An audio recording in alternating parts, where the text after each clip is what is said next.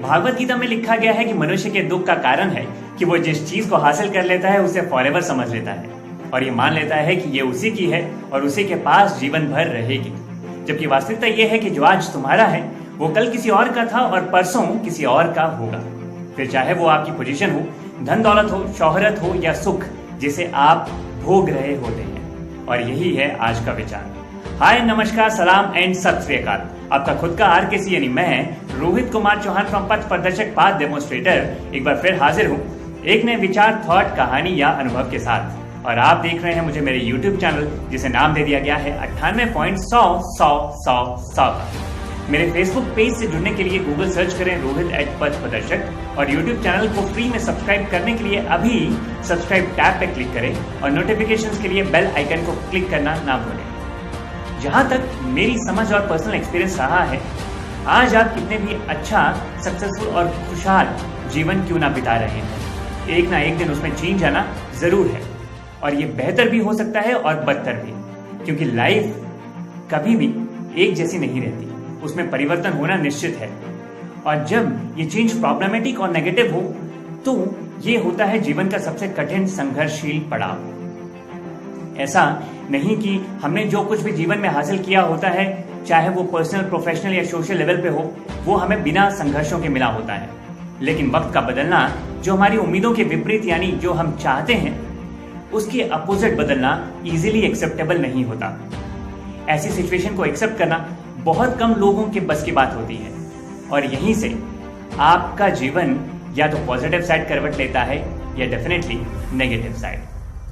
आज तक मैंने जिन टॉपिक्स पे बात की या रियल इंस्टेंसेस और एक्सपीरियंसेस आपके साथ शेयर किए, वो मोस्टली रिलेटेड रहे कि लाइफ में सक्सेस और हैप्पीनेस अचीव कैसे करें, संघर्षों का सामना कैसे करें कि जीत सके, वो क्या चीजें होती हैं जो हमें अपने लक्ष्य तक पहुंचने में मदद करती हैं, एक्सेट्रा एंड एक्सेट्रा। लेकिन आज मैं बात करूंगा उस जीत को हासिल करने के बाद भविष्य में होने वाली हार की, क्योंकि हार तो होना पार्ट ऑफ लाइफ है।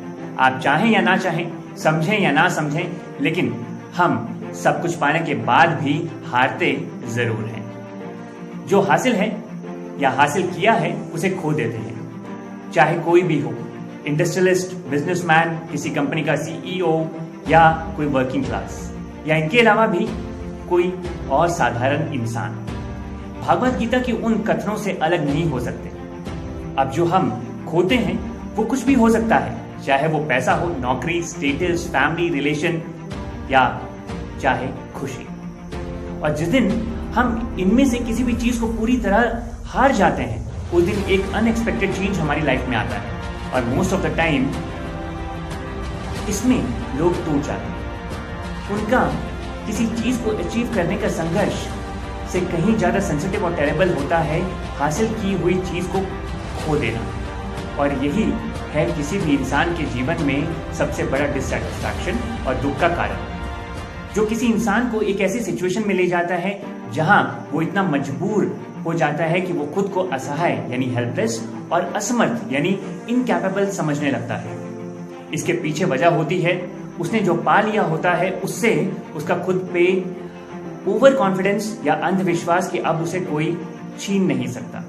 वो इतना क्वालिफाइड, स्किल्ड, एफिशिएंट और कैपेबल है कि वो कुछ भी कर सकता है। वो अपनी इंटेलिजेंस, पावर, स्टेटस को फॉरएवर के लिए ठीक उसी तरह से समझ लेता है जिस तरह रावण ने समझ लिया था कि उसे कोई हरा नहीं सकता। लेकिन जैसा मैंने कहा कि वक्त का बदलना तो निश्चित है, जीतने वाले की हार होना और हारे हुए की जीत होना निश्चित है। लेकिन इस विचार पे लोग बहुत कम विचार करते हैं। करंट ग्लोबल सिचुएशन में बहुत से लोगों ने अपनी जॉब्स और बिजनेस गंवाए, जो कभी बहुत सफल थे लेकिन आज संघर्षों में हैं। और ये संघर्ष बहुत से लोगों के लिए दुख में कन्वर्ट हो चुका है, क्योंकि जीत के चलते हार भी कुछ होती है वो ये भूल चुके थे, लेकिन आज खुद को सिर्फ हारा हुआ ही मान रहे हैं। अब इस हार में क्या करें, क्वेश्चन ये है। ये टॉपिक भी एक रियल इंसिडेंट से प्रेरित है और इस पे आधारित है एक शख्स की कहानी। ये शख्स भी संघर्षों को पार करके हासिल की हुई जीत में इतने डूब चुके थे कि भूल गए थे कि जीवन में हार भी हो सकती है। और इसी भूल में बहुत से अच्छे काम किए और कुछ चाहे अनचाहे बुरे। खूब पैसा कमाया, खूब इन्वेस्ट किया और खूब उड़ाया। फिर एक दिन वक्त ने करवट ली और आज ना जॉब है, ना बिजनेस और ना वो स्टेटस। कभी दूसरों को जॉब पे रखने और निकालने वाले आज खुद के लिए जॉब की तलाश में हैं। आज शख्स परेशान है और इतने कि पैसे, परिवार, इन्वेस्टमेंट की टेंशन के चलते वो डिप्रेशन का शिकार हो गए। उनके एक रिलेटिव ने हाल ही में मुझे उनके बारे में बताया। सुन के दुख हुआ कि कभी एक कंपनी में हाई प्रोफाइल पे काम करने वाला शख्स बाद में खुद की कंपनी चलाने वाला आज डिप्रेशन का शिकार है। ये सिचुएशन स्पेशली आज के टाइम में हजारों लोगों की हो सकती है। सवाल ऐसे में क्या किया जाए? और जवाब विश्वास यानी ट्रस्ट। खुद पे नहीं लेकिन वक्त पे कि वो बदलेगा जरूर। क्योंकि खुद पे विश्वास तो सबको होता है और उस विश्वास के चलते ही हम भूल जाते हैं कि हार भी जीवन में संभव है। धैर्य यानी पेशेंस। वक्त बदलेगा जरूर लेकिन उस वक्त को बदलने में टाइम कितना लगेगा ये भी किसी को उसी तरह पता नहीं होता जिस तरह जब अच्छा वक्त चल रहा होता है तब पता नहीं होता कि बुरा कब आएगा। और अगर हम अच्छे वक्त को एक लंबे समय तक एंजॉय कर सकते हैं तो बुरे वक्त को कुछ दिनों में ही खत्म हो जाए ऐसी उम्मीद करना गलत है। सुधार यानी इम्प्रोवाइजेशन। कहते हैं हमें हमारे जीवन में वही मिलता है जो हमने बोया होता है, द थ्योरी ऑफ कर्मा। तो सुधार खुद में ये सोचकर कि शायद ये मौका है आने वाले भविष्य को बेहतर बनाने का, क्योंकि आपके आज के कर्म आपको फ्यूचर में रिजल्ट जरूर देंगे। इसके अलावा विश्वास कीजिए आप कुछ नहीं कर सकते। आपके एफर्ट्स जितने भी आप इस दौरान करेंगे वो फल आपको तभी देंगे जब वक्त के बदलने का वक्त होगा। तो विचार था और आपसे गुजारिश कि विचार पे विचार जरूर कीजिएगा।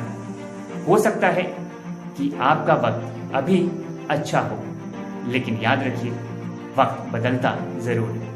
कर्म पे विचार कीजिए, दूसरों का अच्छा करने की कोशिश कीजिए और जाते जाते भागवत गीता की कुछ और लाइंस जो कहती हैं कि जो हुआ वो अच्छा हुआ, जो हो रहा है वो अच्छा हो रहा है और जो होगा वो भी अच्छा ही होगा।